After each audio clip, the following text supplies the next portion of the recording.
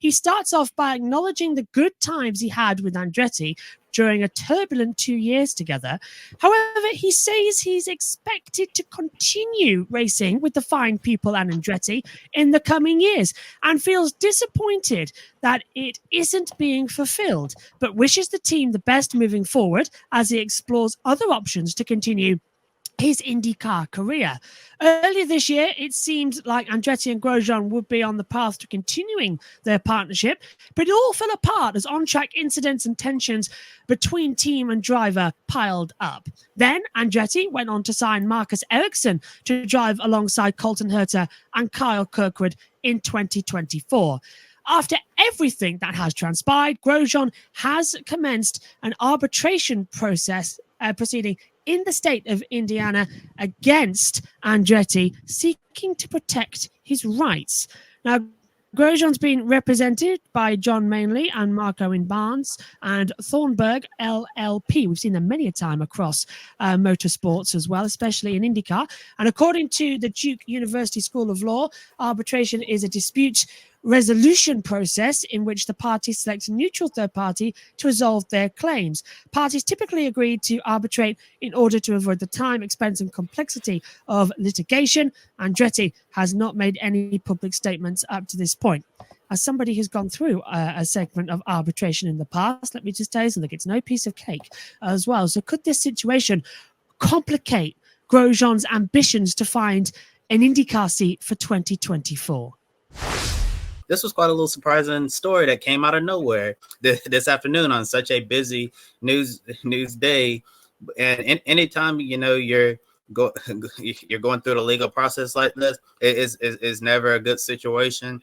And people in racing series don't really like to see this type of things. I mean, with Alex Palou, it may be different because he's a two-time IndyCar champion now. He's a really great driver and all of this. And when you look at Romain Grosjean, yes, he's shown some promise in his short IndyCar career, but we've also seen a lot of mistakes, a lot of unnecessary accidents, and a lot of things that could have been prevented.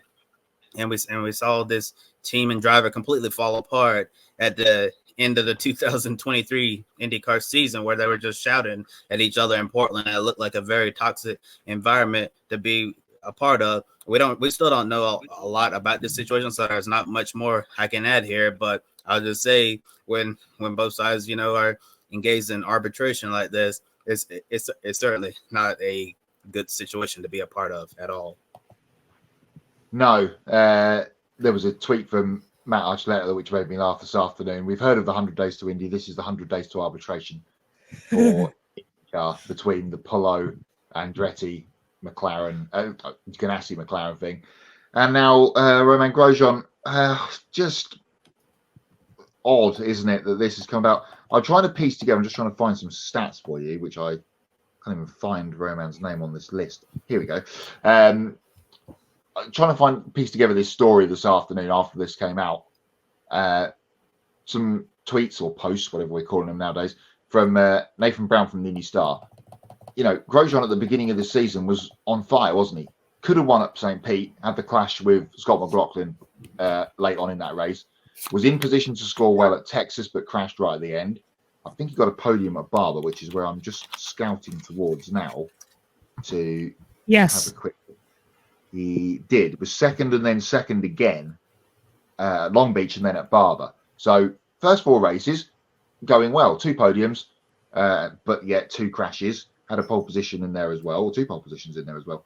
And then at Indianapolis, there was talk about him extending his contract around the 500 time with the team. And what sounds like what's transpired, this is not fact, this is just what Nathan Brown's gone off today from Indy Star.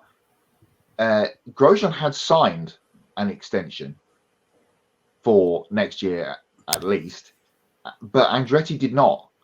And the paperwork was done in terms of Grosjean's side, and it was all handed in, ready to go, but it was not signed from the other side. And now they've swooped in, as we've talked about the last couple of weeks, and you mentioned there as well, that Marcus Ericsson's joining the team for next year. So,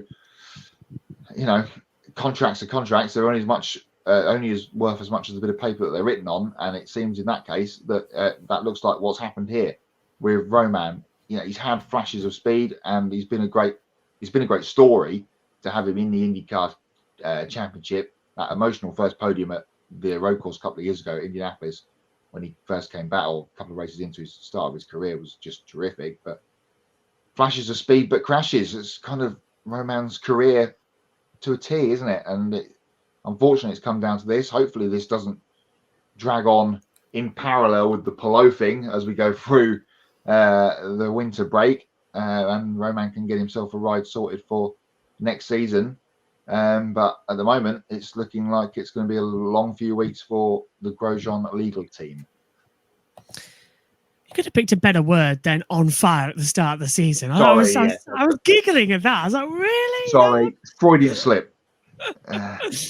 Well, Grosjean did a couple of those this year anyway. As Amber says, if Grosjean wins their case, it's his first win in a long time in anything motorsport related.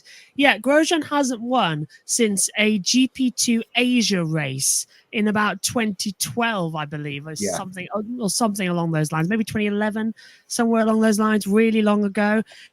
And he hasn't won any form of racing since, I think, 2016. In what was like a kart race. So, yeah, it's not great. Behind the mic, Matthew says, I hate that Romain might be leaving. I truly think that IndyCar and NBC failed to promote him properly to become a real fan favourite.